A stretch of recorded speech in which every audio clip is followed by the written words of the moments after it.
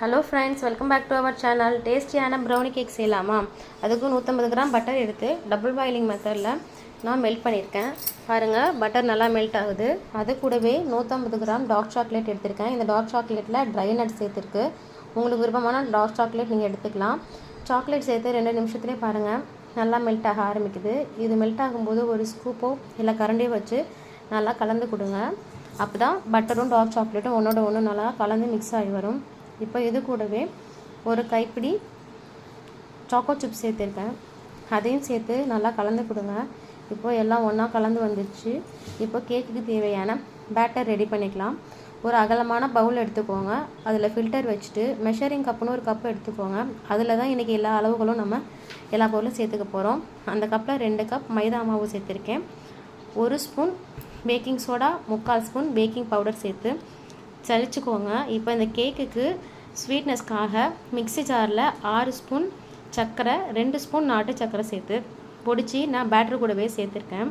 Measuring கப்பில் 1/4 cup தயிர் சேர்த்து பொறுமையாக கலந்து கொடுங்க. பாருங்கள், இப்போ நல்லா கலந்தாச்சு. இப்போ நம்ம ரெடி பண்ணி வச்சுருக்க அந்த சாக்லேட் சிரப்பை உள்ளே கொஞ்சம் கொஞ்சமாக சேர்த்து கலந்து கொடுங்க. ஃபஸ்ட்டு பேட்ச் சேர்த்து கலந்துட்டு செகண்ட் பேட்ச் சேர்த்து கலங்க. இப்போ பார்த்தீங்கன்னா நல்லா கொஞ்சம் கெட்டியாக இருக்கும். அது கூடவே நம்ம 1/4 கப் கொக்கோ பவுடரும் சேர்த்துக்க போகிறோம். அதையும் சேர்த்து நல்லா கலந்து கொடுங்க. இப்போ கேக்கோட கன்சிஸ்டன்சி பார்த்திங்கன்னா கொஞ்சம் கெட்டியாக இருக்குது. இப்போ நம்ம இதை கொஞ்சம் லூஸ் ஆக்கணும். அப்போ தான் கேக் நல்லா சாஃப்டாக வரும். நான் ஒரு சொம்பு தண்ணி சுட வச்சு வச்சுருக்கேன். அதுலேருந்து ஒரு ஸ்பூன் ஹாட் வாட்டர் மட்டும் உள்ளே சேர்த்து நல்லா கலந்து கொடுக்க போகிறேன். கலந்தோன்னா மாவு கொஞ்சம் இலக்கமாக கரெக்டான கன்சிஸ்டன்சிக்கு வரும். பாருங்கள், இப்போ தண்ணி சேர்த்து நான் நல்லா கலந்துட்டேன். கேக் பேட்டர் கொஞ்சம் நல்லா லூஸாக கேக்குக்கு ஏற்ற மாதிரி இருக்குது.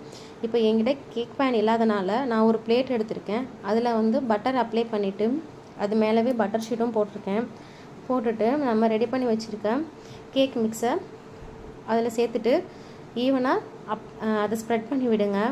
அதை நல்லா ஸ்ப்ரெட் பண்ணிவிட்டு நல்லா டேப் பண்ணிங்கன்னா அதில் ஏர் பபுள்ஸ் இருந்ததுன்னா ரிலீஸ் ஆகிடும். அப்படி இல்லைன்னா ஸ்கூப் வச்சு லைட்டாக கீரல் போட்டிங்கன்னா அது உள்ளே இருக்குது அந்த ஏர் பபுள்ஸ் எல்லாம் ரிலீஸ் ஆகிரும். நான் இப்போது 2 டார்க் சாக்லேட் பீசஸ் எடுத்து வச்சுருக்கேன். அதையும் உடச்சி அந்த கேக் மேலே போட்டு லைட்டாக அழுத்தம் கொடுத்திங்கன்னா உள்ளே போயிடும்.